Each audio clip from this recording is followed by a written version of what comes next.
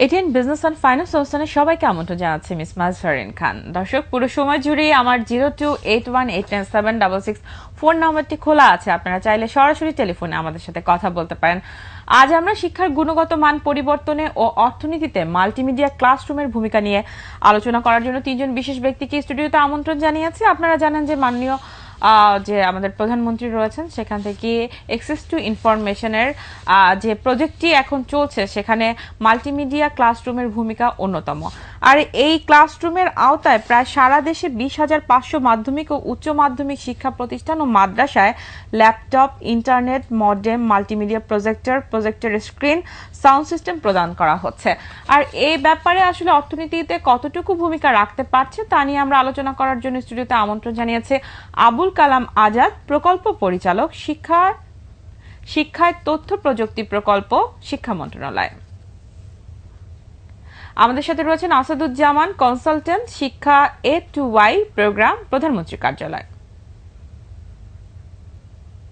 এছাড়াও রয়েছেন তাসনিফা খানম, সহকারী শিক্ষক, ভিকারুন্নেসা নুনি স্কুল অ্যান্ড কলেজ। দর্শক, আমরা চলে যাচ্ছি আজকের অনুষ্ঠানে। আপনাদের তিনজনকে স্বাগত আমাদের অনুষ্ঠানে আসার জন্য। শুরুতে একটু আসাদুজ্জামান, আপনি যেহেতু কনসালটেন্ট হিসেবে কাজ করছেন A2Y প্রোগ্রামের, আপনার কাছে জানতে চাইবো যে আসলে এই A2Y প্রজেক্টটা কি এবং কিভাবে হচ্ছে।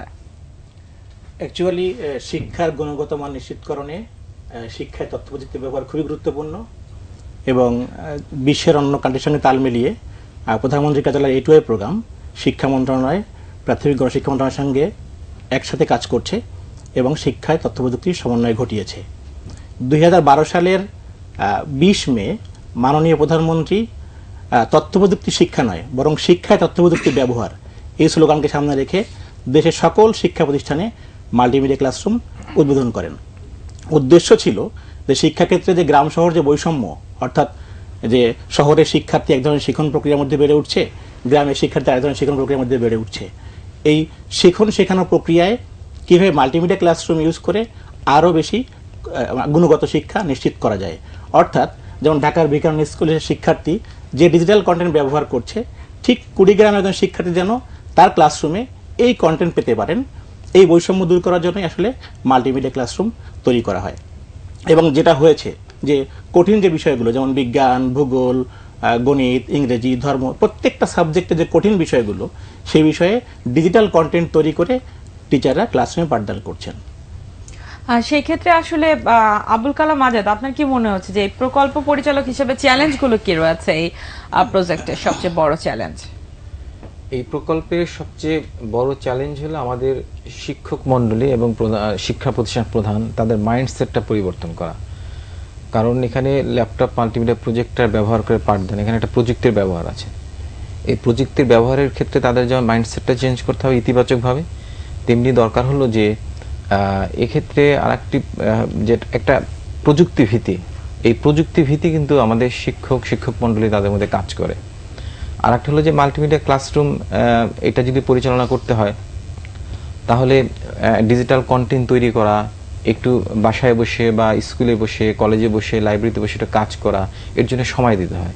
কিন্তু এক্ষেত্রে এই শিক্ষকদেরকে এই সময়টা দেওয়ার জন্য মোটিভেট করা, প্রযুক্তি ভীতি কমানো এবং প্রতিষ্ঠান প্রধানদের ইতিবাচক মনোভাব, এটা একটা আমাদের জন্য আমি মনে করি বড় চ্যালেঞ্জ। সেক্ষেত্রে আপনারা যারা শিক্ষক শিক্ষিকা রয়েছেন, আপনারা কি মনে করছেন যে আপনারা এটার সাথে কি ক্লাসরুমে অ্যাডজাস্ট করতে পারছেন? সমস্যা কি ধরনের হচ্ছে? মাল্টিমিডিয়া ক্লাসরুমের একটা বিশাল চেঞ্জ এনে দিয়েছে, আমাদের টিচিং লার্নিং প্র্যাকটিসের একটা বিশাল পরিবর্তন এনেছে।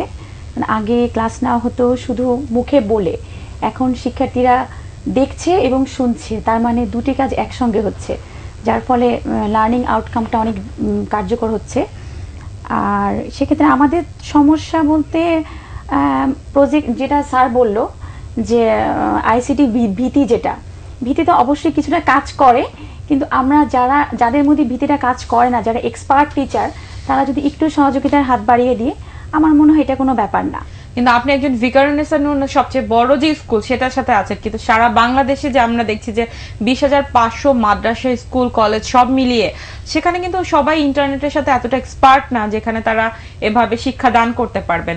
আর সেই জায়গায় তো চ্যালেঞ্জ অনেক বড় রয়ে যাচ্ছে। হ্যাঁ, সেই জায়গায় অবশ্যই চ্যালেঞ্জ, কিন্তু চ্যালেঞ্জ মোকাবেলা করার জন্য আমাদের অনেক বড় একটা সুযোগ আছে। সেটা হচ্ছে আমাদের টিচারদের একটা পোর্টাল আছে, শিক্ষক বাতায়ন। সেই বাতায়নে আমরা মেম্বার হতে পারি। সারা বাংলাদেশের সমস্ত শিক্ষক সেখানকার মেম্বার হতে পারছে, হচ্ছে এবং হতে পারবে। সেখানে কি হচ্ছে, আমি যে কাজগুলো করছি, আমি আমার কাজগুলো সেখানে আপলোড করছি।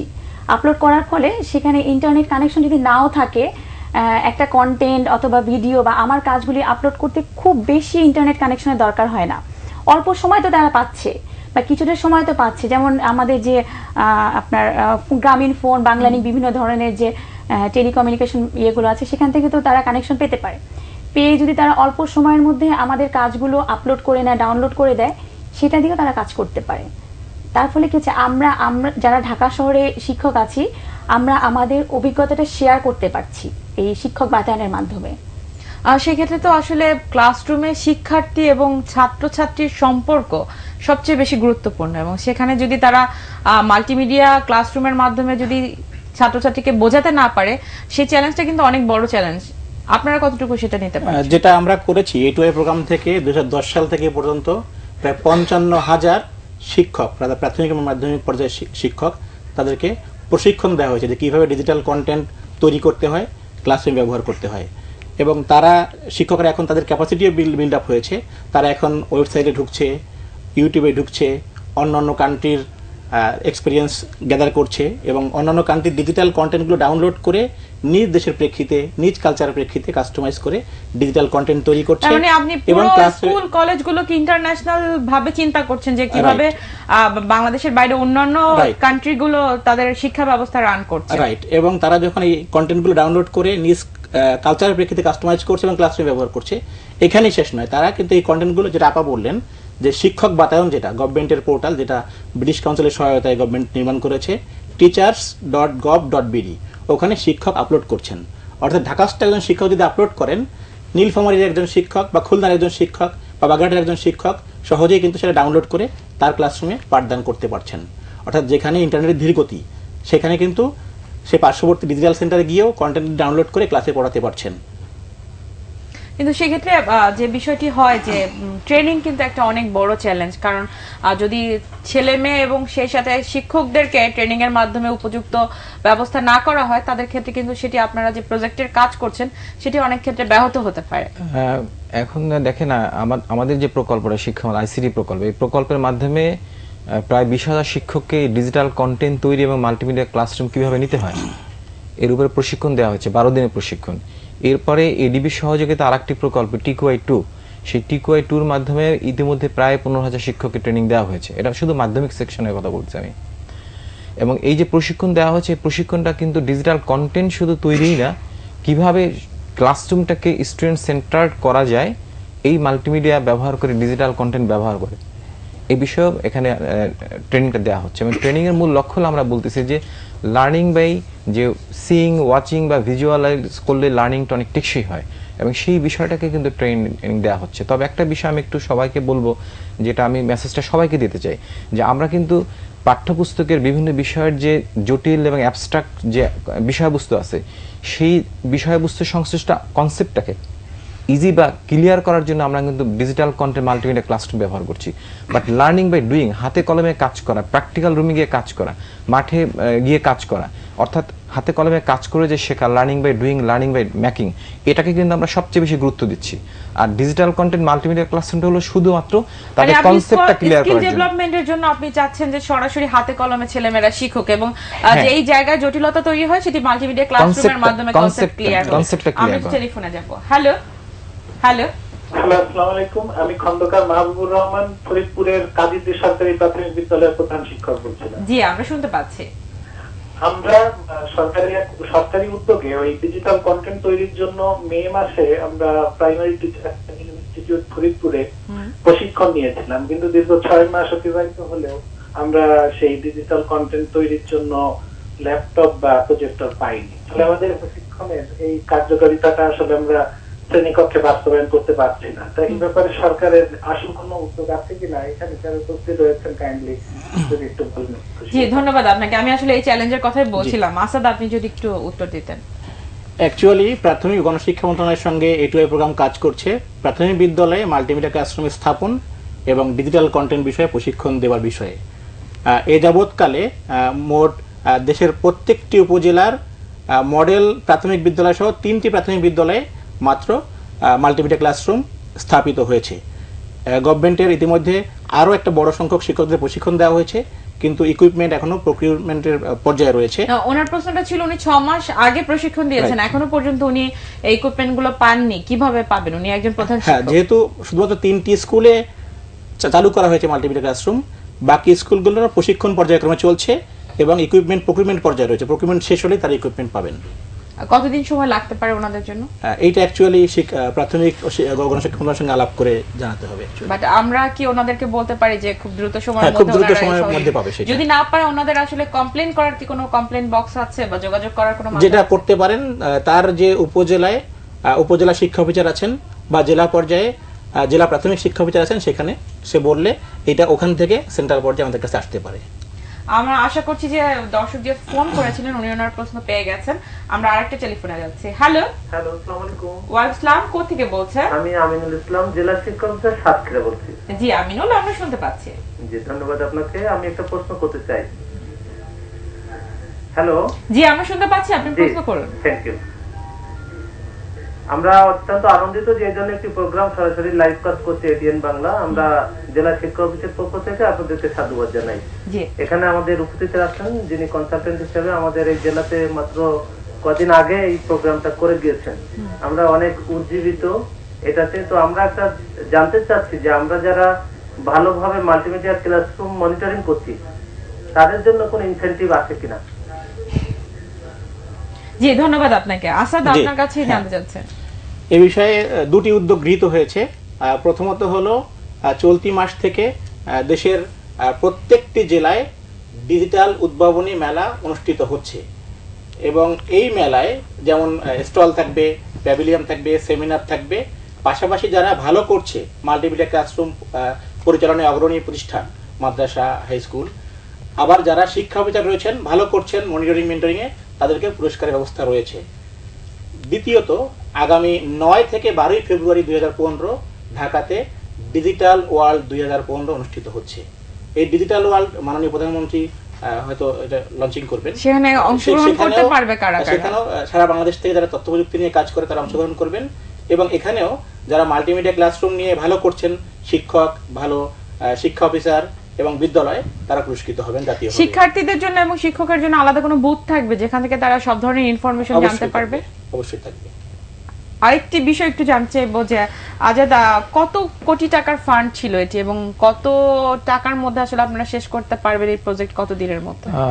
20,500 শিক্ষা প্রতিষ্ঠানের laptop, multimedia projector, internet modem এবং স্পিকার এইটা সরবরাহ এবং প্রশিক্ষণের জন্য এই প্রকল্পটা ছিল 305,65,34,000 টাকার এবং আমরা 20,500 প্রতিষ্ঠানে এই laptop, multimedia project, internet modem ইতিমধ্যে বিতরণ করেছি, প্রশিক্ষণ দিয়েছি প্রায় 20,000 শিক্ষককে এবং এক্ষেত্রে আমাদের খরচ হয়েছে প্রায় 255 কোটি টাকা।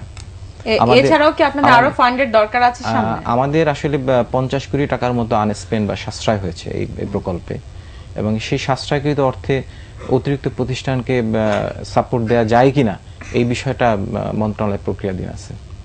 আমরা একটু টেলিফোনে যাব। আপা, আমি ফিরছি আপনার কাছে। হ্যালো হ্যালো হ্যালো, কোথা থেকে বলছেন? জি আমি ঢাকা থেকে বলছি। জি আমরা শুনতে পাচ্ছি, নাম বলে প্রশ্ন করুন। আর কথা শুনতে পাচ্ছি না। জি সেক্ষেত্রে যদি একটু আপনি বলতেন যে ক্লাসরুমগুলো রয়েছে মাল্টিমিডিয়া, সেখানে কিন্তু আমরা দেখে থাকি একটা বা দুটা কিন্তু মাল্টিমিডিয়া ক্লাসরুম থাকে, কিন্তু কতগুলো মাল্টিমিডিয়া ক্লাসরুম থাকা উচিত? আচ্ছা, এটি খুবই সুন্দর একটি প্রশ্ন করেছেন আপনি, যে একটি বা দুটি মাল্টিমিডিয়া প্রজেক্টর নিয়ে আসলে সমস্যাটা হয় যে একটি প্রজেক্টর আমরা কিভাবে মাল্টিমিডিয়া ক্লাসরুম অ্যাক্টিভ করব। আমাদের অনেক ক্লাসরুম, যেমন আমি আমার স্কুলের কথাই বলি যে আমার বিকারণেস স্কুলে অনেকগুলি ক্লাসরুম, কিন্তু আমাদের এক একটি শাখায় মাত্র একটি করে প্রজেক্টর, কিন্তু আমরা মাল্টিমিডিয়া ক্লাস নিচ্ছি কিভাবে? আমরা প্রতিটি প্রজেক্টর রুমে নিয়ে যাচ্ছি, আমরা যেটা করি সেটা হচ্ছে মাল্টিমিডিয়া রুটিন করি, যে আমার ক্লাস রুটিনে আমি প্রজেক্টরটাকে ইনক্লুড করে দিই যে কোন পিরিয়ডে প্রজেক্টরটা আমার কোন রুমে যাচ্ছে। তাহলে একটি প্রজেক্টর কি করছে, সে মুভ করছে বিভিন্ন ক্লাসে। বাট একটি প্রজেক্টর কি যথেষ্ট আসলে, আপনি কি মনে করছেন? এটা এখন কথা হচ্ছে আমাদের একটি প্রজেক্টর বা আমাদের ট্রেনিং করা টিচারের সংখ্যা একজন, কিন্তু তাই বলে আমরা থেমে থাকবো না। আমার কথা হচ্ছে আমার যতটুকু আছে আমি ততটুকু নিয়ে সামনে আগাবো। সরকার আমাকে দিচ্ছে না বা সরকার আমাকে দিবে এই আশায় আমি বসে থাকবো না, কারণ আমরা নিজেরা ব্যক্তিগত উদ্যোগে এগিয়ে যেতে পারি, যে আমরা স্টুডেন্টদের কাছ থেকে টাকা উঠিয়ে বা নিজেদের সামর্থ্য থাকলে প্রজেক্টর কিনে যেভাবে হোক আমরা এগিয়ে যেতে পারি।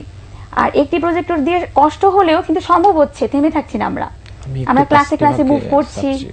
আর আরেকটি বিষয় হচ্ছে আমাদের যে হোয়াইট বোর্ড যদি নাও থাকে, আমরা যে সাদা ওয়াল সেটাকে আমরা স্ক্রিন হিসেবে ব্যবহার করতে পারি। আমরা একটু টেলিফোনে গিয়ে আমি আসবো, আমার দর্শক অপেক্ষা করছে। হ্যালো, আসসালামু আলাইকুম। ওয়ালাইকুম আসসালাম, কোথেকে বলছেন? আমি কুমিল্লা নাগরপুর থেকে বলতেছি। জি, আমার বলার উদ্দেশ্য হলো যে বর্তমান শিক্ষা ব্যবস্থা আছে এটার সম্বন্ধে, যে ডাক্তারি এবং কারিগরি শিক্ষাটা লাইসেন্স সিস্টেম অর্থাৎ বাণিজ্যিক ভাবে দেওয়া যায় কিনা, এটাই বল। জি, ধন্যবাদ আপনাকে। কারণ পৃথিবীর বিভিন্ন দেশে আমাদের জনসংখ্যার চাহিদা আছে এই পদে। জি জি, বুঝতে পেরেছি আমরা, ধন্যবাদ। দুটি প্রশ্নের উত্তর একসাথে দিয়েন। আচ্ছা, আমি প্রথমে একটু তাসনিমার যেটা প্রশ্ন তার সাথে আমি একটু বলবো যে একটি ল্যাপটপে মাল্টিমিডিয়া প্রজেক্টর একটা প্রতিষ্ঠানের জন্য যথেষ্ট নয়, এটা সত্য কথা। তবে ল্যাপটপে মাল্টিমিডিয়া প্রজেক্টর যদি একটা ক্লাসে সেট করা যায় এবং বাই রোটেশনে যদি ওখানে ক্লাস নেয়, তাহলে হবে কি যে মাল্টিমিডিয়া প্রজেক্টর এক রুম থেকে আরেক রুমে টানাটানি করা এবং সেট করার জন্য সময়ের দরকার হয়, এই সময়টা সাশ্রয় হয়। সে কারণে আমরা সবাইকে বলবো যেটা একটা রুমে ফিক্সড করেন, বাই রোটেশন ওখানে 6 to class 10 সকল ক্লাস এবং সকল সাবজেক্ট নেন, তাহলে প্রতিদিন 6টা ক্লাস নেওয়া সম্ভব এবং সপ্তাহে 36টা ক্লাস নেওয়া সম্ভব। কিন্তু স্যার এখানে আরেকটা সমস্যা হয় যে দেখা যায় যে স্টুডেন্টরা যখন মুভ করে এক রুম থেকে আরেক রুম, মানে দুই ক্ষেত্রে দুই ধরনের সমস্যা, যে যখন প্রজেক্টর মুভ করে তখন যেমন টাইম নষ্ট হচ্ছে, আবার যখন স্টুডেন্টরা মুভ করে তখন আবার একটা বিষয় হলো যে যখন আপনি সেটিংটা চেঞ্জ করেন তখন অনেক সময় দেখা যায় এক রুম থেকে আরেক রুম নেওয়ার পর সেট করতে সময় লাগে, অনেক সময় দেখা যায় সেটিং এর সমস্যা হচ্ছে, যে কারণে একটা জায়গায় সেট করা, এটা একটা বিষয়। আর একটা বিষয় হলো যে সরকার একটা নির্দেশনা এবং একটা পরিপত্র জারি করেছে যে প্রতিষ্ঠান নিজ উদ্যোগে স্ব-উদ্যোগে মাল্টিমিডিয়া ক্লাসরুম চালু করতে পারবে, অর্থাৎ ল্যাপটপ মাল্টিমিডিয়া প্রজেক্ট এটা একটা টিচিং ইকুইপমেন্টস, এটা একটা শিক্ষা উপকরণ। তারা যেমন চক ডাস্টার এগুলো কেনে শিক্ষা উপকরণ হিসাবে, তেমনি ল্যাপটপ মাল্টিমিডিয়া প্রজেক্ট শিক্ষা উপকরণ, সে উপকরণ হিসেবে তারা কিনতে পারে প্রতিষ্ঠান। আমরা একটা পথ দেখালাম ল্যাপটপ মাল্টিমিডিয়া প্রজেক্টের মাধ্যমে মাল্টিমিডিয়া ক্লাসরুম ডিজিটাল কন্টেন্ট এটা কিভাবে শিক্ষার গুণগত মান উন্নয়নে ব্যবহৃত হতে পারে। এখন শিক্ষার প্রতিষ্ঠানে যেটা উচিত সেটা হলো তারা উপযোগিতা বুঝতে পেরেছে, নিজ উদ্যোগে স্ব-অর্থায়নে তাদের ইনহাউস ট্রেনিং, অর্থাৎ বিদ্যালয় বা কলেজ তাদের নিজস্ব প্রাঙ্গণে এই ডিজিটাল কন্টেন্ট মাল্টিমিডিয়া ক্লাসরুমের ট্রেনিং এর ব্যবস্থা করতে পারে এবং এই ইকুইপমেন্টস গুলো কিনতে পারে। তো ওনার একটা প্রশ্ন ছিল, দর্শক ফোন করেছিলেন যে বাণিজ্যিক ভাবে আসলে ওনারা কিভাবে করতে পারে। উনি কিন্তু প্রশ্নটা করেছেন যে কারিগরি শিক্ষা এবং মেডিকেলের ক্ষেত্রে বাণিজ্যিক ভাবে লাইসেন্স দেওয়ার বিষয়। আসলে আমি এই বিষয়টা ক্লিয়ার না, যেটা কি বলতে চাচ্ছেন। এটা কি আসাদ কোনো উত্তর দিতে পারবে না, এটা আমাদের সাথে রিলেভেন্ট না প্রশ্নটা। আমরা একটু আবার একটু টেলিফোনে যাব, আমার দর্শক অপেক্ষা করছি, আমি আসাদ ফিরছি আপনার কাছে। হ্যালো হ্যালো, আমি জয়পুরহাট থেকে বলতেছিলাম, সোনামুখী হাই স্কুল, মোহাম্মদ সাইফুল ইসলাম। জি, আমরা শুনতে পাচ্ছি, আপনি প্রশ্ন করুন। আমি প্রশ্ন করতেছিলাম যে ডিজিটাল কন্টেন্ট প্রতিযোগিতায় আমি একজন প্রতিযোগী বিজয়ী, এখন আমাদের পুরস্কার কবে দেওয়া হবে? এটা যদি ঝুলে থাকে আমাদের উন্নতিতে একটা অবনতি মনে হয় বেশি হয়, এই জন্য যা দেওয়ার কথা এটা যদি তাড়াতাড়ি দেওয়া হয় প্রথমে ভালো হয়। জি, ধন্যবাদ আপনাকে। উনি সোনামুখী হাই স্কুল থেকে বলছেন। খুবই চমৎকার। প্রথমত অভিনন্দন আপনাকে, আপনি বিজয়ী হয়েছেন। আপনার জন্য আসার খবর হলো যারা বিজয়ী হয়েছেন আপনারা কন্টেন্ট কম্পিটিশনে, আগামী 9 থেকে 12 ডিজিটাল ওয়ার্ল্ড 2015 অনুষ্ঠিত হবে, যেটা মাননীয় প্রধানমন্ত্রী উদ্বোধন করবেন। আমরা এই প্রোগ্রামটা এবার শিক্ষার আঙ্গিকে সাজাচ্ছি, অর্থাৎ শিক্ষায় তথ্য প্রযুক্তি এই প্রতিপাদ্য নিয়ে ডিজিটাল ওয়ার্ল্ড ডেভেলপ করছি, সেখানে আমরা এই পুরস্কারটা দিব আপনাদেরকে। আমরা আশা করছি উনি ওনার প্রশ্নের জবাব পেয়ে গেছেন। একটু আজাদ আপনার কাছ থেকে জানতে চাই যে এত বড় প্রজেক্ট এবং এত বড় ফান্ডিং আসলে আমাদের অর্থনীতিতে কি ধরনের ভূমিকা রাখছে বলে আপনি মনে করছেন? হ্যাঁ, এখানে অর্থনীতিতে অবশ্যই কিছু ইতিবাচক ভূমিকা রাখছে। আমি আমি একটু অন্যভাবে ব্যাখ্যাটা করি। যেমন একটা ক্লাসে যখন ডিজিটাল কন্টেন্ট দিয়ে পাঠদান করা হয় এবং ল্যাপটপ মাল্টিমিডিয়া প্রজেক্টর ব্যবহার করা হয়, আমি কয়েকটা প্রতিষ্ঠান ভিজিট করেছি, আমি বলেছি যেমন এই ল্যাপটপের সাথে মাল্টিমিডিয়া প্রজেক্টরটা কিভাবে কানেকশনটা দিতে হবে, এই ল্যাপটপ মাল্টিমিডিয়া প্রজেক্টর বিভিন্ন যে কম্পোনেন্ট আছে সেই কম্পোনেন্টগুলো কি, এগুলো ব্যবহার করে কিভাবে উপস্থাপন করা যায়।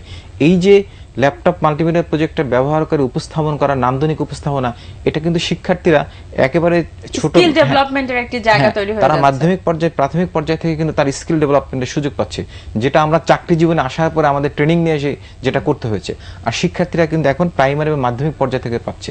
তাহলে এই যে স্কিল ডেভেলপমেন্ট হচ্ছে, এই স্কিলের কি একটা অর্থনীতিতে প্রভাব থাকবে না? এটা একটা বিষয়। আর যদি আপনি উপকরণের দিক থেকে বলেন, বাংলাদেশে যে এই 20,500 ল্যাপটপ মাল্টিমিডিয়া প্রজেক্টর ক্রয় করা হয়েছে, মডেম ক্রয় করা হয়েছে, এছাড়া প্রাইমারিতে ক্রয় করছে সেখানেও কয়েক লক্ষ হতে পারে, তো মাধ্যমিক আরও হয়তো করা হবে। এর ফলে কি দাঁড়াচ্ছে যে এমন হতে পারে যে আমি আশা করি, আমি খুব আশাবাদী যে বাংলাদেশে তো ল্যাপটপের একটা প্লান্ট চলে আসতে পারে, মাল্টিমিডিয়া প্রজেক্টর তৈরির জন্য প্লান্ট চলে আসতে পারে। আপনি আজকে পেপারে দেখবেন যে মালয়েশিয়া প্রোটন গাড়ির প্লান্ট বাংলাদেশে স্থাপনের চিন্তা ভাবনা করছে। তো ল্যাপটপ মাল্টিমিডিয়া প্রজেক্টর, চট্টগ্রাম বিশ্ববিদ্যালয়ে কিন্তু আমাদের পার্ক তৈরি করা হচ্ছে, আইসিটি পার্ক, যেটা আমাদের জন্য একটা অনেক বড় চ্যালেঞ্জের বিষয় ছিল যে বাংলাদেশে মাইক্রোসফটের অফিস হবে, আমরা কিন্তু চিন্তাই করতে পারিনি। সেই জায়গা কিন্তু আমরা এখন চলে এসেছি। যেমন বিদেশে যদি আমরা যাই, তখন আমাদেরকে, যেমন আমাকে কোন একটা দেশে জিজ্ঞেস করেছিল, অস্ট্রেলিয়াতে কোনো একবার জিজ্ঞেস করেছিল যে তোমাদের দেশটা কেমন। আমি যখন তাকে বললাম কেমন ধরনের ইন্ডাস্ট্রি আছে, আমি বললাম এটা আছে সেটা আছে। তো আমি বিশেষ করে আমার গার্মেন্ট ইন্ডাস্ট্রির কথা বললাম। তাহলে তোমাদের তাহলে আমাকে বললো you don't have any heavy industry. আমি কিন্তু চুপচাপ ছিলাম। আমি বলার চেষ্টা করলাম আমাদের রোলিং স্টিল ফ্যাক্টরি আছে, তারপরে আমাদের কিছু শিপ বিল্ডিং এর কিছু বিষয় আছে, কিন্তু সে বারবার বলতেছে that means not so advance country, আমাকে বলতেছে। তো এখন দেখেন যে আমি আশাবাদী যদি ল্যাপটপ মাল্টিমিডিয়া প্রজেক্টর এরকম এইগুলো আসে, এটা কিন্তু হাইটেক ইন্ডাস্ট্রি। সবচেয়ে আমাদের যে শক্তি, জনশক্তিকে আমরা যদি শক্তিতে রূপান্তর করতে পারি, এটা আমাদের সবচেয়ে বড় চ্যালেঞ্জ মোকাবেলা করার একটা জায়গা হবে। আমি একটু ফোন নেই, আমি আসছি আপনার কাছে। হ্যালো হ্যালো, আসসালামু আলাইকুম। ওয়ালাইকুম আসসালাম, কোথেকে বলছেন? জি, আমি নাটোর থেকে রফিকুল ইসলাম তুহিন বলছি। জি রফিক, আমরা শুনতে পাচ্ছি, আপনি প্রশ্নটি করুন। আমার প্রশ্নটা হচ্ছে এরকম যে আমাদের নাটোর জেলায় প্রায় মাদ্রাসা, স্কুল, কলেজ, প্রায় প্রতিষ্ঠানেই মাল্টিমিডিয়া ক্লাসরুমের জন্য সেই আপনার কম্পিউটার সবকিছুই আছে। তো হাতে গোনা কয়েকটি স্কুল ছাড়া অন্যান্য স্কুলে ক্লাস করা হয় না, এটা কেন? এবং আরেকটি কথা যে আমাদের শিক্ষার মান উন্নয়নের জন্য অনেক কিছু সরকার, বর্তমান সরকার চালু করেছে, যেমন মাল্টিমিডিয়া ক্লাসরুম একটা, তো অনেক কিছু শিক্ষার ডেভেলপমেন্টের করা হচ্ছে, কিন্তু আসলে পরীক্ষার আগে আমরা দেখছি প্রত্যেকটা পরীক্ষার আগে কঠিন ফাঁস হয়ে যাচ্ছে। তো এত কিছু ইয়ে করে লাভ। ধন্যবাদ আপনাকে। যেহেতু কোচিং পাওয়া যায়, জি, তো সেই মুহূর্তে আমাদের এই মাল্টিমিডিয়া ক্লাস কিংবা অন্যান্য উন্নত মানের ক্লাস করে লাভ। জি ধন্যবাদ আপনাকে। আসাদ, আমার মনে হয় যে আপনি ভালো উত্তর দিতে পারবেন। মাল্টিমিডিয়া ক্লাসরুমের এই চিত্র আমরাও পেয়েছি, কোথাও কোথাও এরকম কাজ করছে না, ভালোভাবে চিত্র আমরা পেয়েছি। গত জানুয়ারিতে, চলতি বছর জানুয়ারিতে শিক্ষা মন্ত্রণালয় একটি প্রজ্ঞাপন জারি করেছে। সেখানে বলা হয়েছে যে উপজেলা পর্যায়ে ইওনো মহোদয়কে কনভেনার এবং উপজেলা মাধ্যমিক কর্মকর্তাকে সদস্য সচিব করে উপজেলা মনিটরিং কার্যক্রম, এবং একইভাবে জেলা পর্যায়ে ডিসি মহোদয় বা তার প্রতিনিধিকে কনভেনার এবং জেলা শিক্ষা অফিসারকে মেম্বার সেক্রেটারি করে মনিটরিং কার্যক্রম তারা করছেন, তারা শুরু করেছেন। পাশাপাশি টিচার্স ট্রেনিং কলেজ তার আওতাভুক্ত শিক্ষা প্রতিষ্ঠানের সময় এই ধরনের মেন্টরিং করছেন। রিসেন্টলি একটা আসার খবর হলো আমরা সেন্ট্রালি একটা অনলাইন মনিটরিং সিস্টেম বা ড্যাশবোর্ড তৈরি করেছি, যার মধ্য দিয়ে আমরা লাইভ দেখতে পাবো যে বাংলাদেশের কোন স্কুল কখন ক্লাস নিচ্ছে, কখন ক্লাস নিচ্ছে না।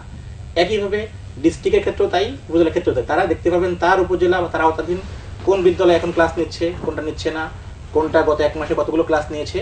সেন্ট্রাল মনিটরিং এর কি কোনো ব্যবস্থা আছে আপনাদের, যে ঢাকায় বসে আপনারা কোন কোন প্রজেক্ট কিভাবে রান করছে সেটি আপনারা মনিটরিং করতে পারছেন? ড্যাশবোর্ড করা হয়েছে, যেটা 1 জানুয়ারি থেকে দেশের সকল শিক্ষা প্রতিষ্ঠান এর আওতায় চলে আসবে। দেশের সকল শিক্ষা প্রতিষ্ঠানকে যদি আপনারা সিসিটিভির আওতায় নিয়ে আসেন এবং সেটি যদি আসলে ক্লাসরুম গুলো সিসিটিভির আওতায় চলে যায়, আপনি এখানে বসে দেখতে পাচ্ছেন যে ক্লাসরুমে ঠিকমতো পাঠদান করা হচ্ছে কিনা বা কি ধরনের কাজ হচ্ছে। অনলাইন সিস্টেম, অনলাইন ড্যাশবোর্ড, অর্থাৎ আমরা লাইভ দেখতে পাবো এখন যে কোন স্কুল ক্লাস নিচ্ছে, কোনটা নিচ্ছে না। একইভাবে যারা ডিস্ট্রিক্টে মনিটরিং করছেন তারা দেখতে পাবেন তার জেলায় কোনটিতে ভালো ক্লাস হচ্ছে, কোনটিতে হচ্ছে না, এবং দেখে অ্যাকশন নিতে পারবেন। প্রশ্নপত্র ফাঁসের যে প্রশ্নটি এসেছিল সেটি নিয়ে আসলে আপনি কতটুকু? এইটা আমার সঙ্গে রিলেভেন্ট না আসলে। আচ্ছা, আপনি উত্তর দিতে যাচ্ছেন না। আমি একটু টেলিফোনে যাই। দর্শক, কে বলছেন? আসসালামু আলাইকুম। ওয়ালাইকুম আসসালাম। কে বলছেন? আমি সাতক্ষীরা থেকে বলছি, মোরারিকাটি ইউনাইটেড হাই স্কুলের প্রধান শিক্ষক। আমরা এখন আপনার অনুষ্ঠানটা দেখছি আমাদের জেলা শিক্ষা অফিসার মহোদয়ের আমন্ত্রণে ওনার চেম্বারে বসে অনেক প্রতিষ্ঠানের প্রধান। আমার প্রশ্ন, এই পদক্ষেপের কারণে মাল্টিমিডিয়া প্রজেক্টের মাধ্যমে ক্লাস নেওয়ার কারণে শিক্ষার্থীরা অনেক উৎসাহী এবং আগ্রহী।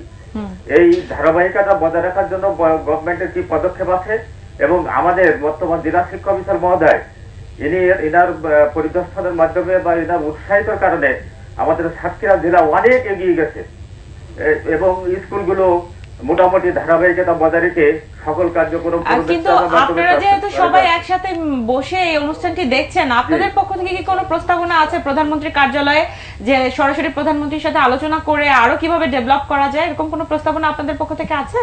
জি জি জি, আমাদের আছে। আমরা মূলত হচ্ছে যে শিক্ষার্থীদের উৎসাহিত করার জন্য আমাদের আর গভর্নমেন্টের আর কি পদক্ষেপ আছে কিনা এবং সেটা বাস্তবায়নের পর্যায়টা কি পর্যায়ে আপনারা কি পদক্ষেপ চাচ্ছেন, যে পদক্ষেপ নিলে আপনারা মনে করছেন যে এটি আরো আপনাদের জন্য ভালো হবে? আমরা চাচ্ছি যে আরো শিক্ষার্থীদের উৎসাহিত করার জন্য তাদের প্রতিযোগিতা জেলা পর্যায়ে, উপজেলা পর্যায়ে প্রশিক্ষণ এবং শিক্ষকদের প্রশিক্ষণের ব্যবস্থা করা এবং তাদেরকে পুরস্কৃত করা শিক্ষার্থীদের। জি, ধন্যবাদ আপনাকে। যাতে আরো শিক্ষার্থী স্কুলে আসে সেই ব্যবস্থা করার জন্য উনি বলছেন। জি, সরকারের কিন্তু এ ব্যাপারে উদ্যোগ আছে। যেমন ধরেন প্রথম পর্যায়ে যে 20,500 শিক্ষা প্রতিষ্ঠানে একটি করে ক্লাসরুম মাল্টিমিডিয়াতে রূপান্তর করা, পর্যায়ক্রমে আরো সকল ক্লাসে, পর্যায়ক্রমে সকল প্রতিষ্ঠানে সকল ক্লাসে মাল্টিমিডিয়া ক্লাসরুম করা এবং সকল শিক্ষককে প্রশিক্ষণ দেওয়া। এবং একটা পর্যায়ে আছে যে একটি প্রতিষ্ঠানে একটা স্বয়ংসম্পূর্ণ ল্যাব থাকা, যে ল্যাবে বসে আমাদের শিক্ষক শিক্ষার্থীরা কন্টেন্ট তৈরি করতে পারবে এবং মাল্টিমিডিয়া ক্লাসরুমের বিষয়ে তারা পারস্পরিক ভাব বিনিময়ের মধ্যে নিজেদেরকে প্রশিক্ষিত করতে পারবে। এরকম পরিকল্পনাগুলো আছে। তাসনিফা, কন্টেন্ট আদান প্রদানের কোনো জায়গা আছে কিনা আপনারা শিক্ষকদের মধ্যে কন্টেন্ট আদান প্রদান করতে পারেন? হ্যাঁ, আমি তো বলেছি যে কন্টেন্ট আদান প্রদানের জন্য সবচেয়ে বিশাল এক জায়গা হচ্ছে শিক্ষক বাতায়ন। শিক্ষক বাতায়নে আমাদের মেম্বারের সংখ্যা 23,000-এর বেশি, 23,000 না, 43,000-এর বেশি, 43,000-এর বেশি মেম্বার। তার মানে আমাদের সারা বাংলাদেশে 43,000 শিক্ষক আমরা নিজেদের মধ্যে কন্টেন্ট আদান প্রদান করতে পারছি। এক একজন শিক্ষক যদি সারা বছরে 10টি কন্টেন্টও আপলোড করলো, ধরলাম মাসে সে 1টি করে আপলোড করছে, তাহলে তো কন্টেন্টের সংখ্যা অনেক হয়ে যায়। আর সেখানে রুট লেভেলে যে সমস্ত স্কুল আছে গ্রামে, ওনারা কি করছেন, ওনারা শহরে শিক্ষকের কাছ থেকে কন্টেন্টগুলো পাচ্ছে, মানসম্মত কন্টেন্ট পাচ্ছে। আমি একটু যোগ করি, যে প্রশ্নটা আসছে তার প্রেক্ষিতে আমাদের এর প্রোগ্রামের পক্ষ থেকে জবাবটা হলো এমন যে ইতিমধ্যে যে জেলায় জেলায় ডিজিটাল মেলাগুলো হবে, এ মাস থেকে শুরু হবে এবং জানুয়ারি থেকে শেষ হবে। এখানে যে স্টলগুলো হবে সেখানে শিক্ষার্থীরা কিন্তু অংশগ্রহণ করবেন এবং সেখানে উপকরণ মেলা হচ্ছে, অর্থাৎ প্রত্যেকটা স্টুডেন্টস তার যে ইনোভেটিভ আইডিয়া, স্কুলের যে ইনোভেটিভ আইডিয়া সেটা শেয়ার করার সুযোগ রয়েছে। প্যারালালি এবছরই আমরা চালু করেছি স্টুডেন্টস ইনোভেশন ফান্ড, অর্থাৎ যেসব ছাত্রছাত্রীরা পজিটিভ উদ্যোগ গ্রহণ করছেন, যা শিক্ষণ শেখানো প্রক্রিয়া কাজে লাগছে, সেগুলো ইনোভেশন ফান্ডে আবেদন করবেন এটুকুর কাছে। আমরা ফান্ড দেওয়ার জন্য প্রস্তুত রয়েছি। আমরা আরেকটা ফোন নিচ্ছি। Hello hello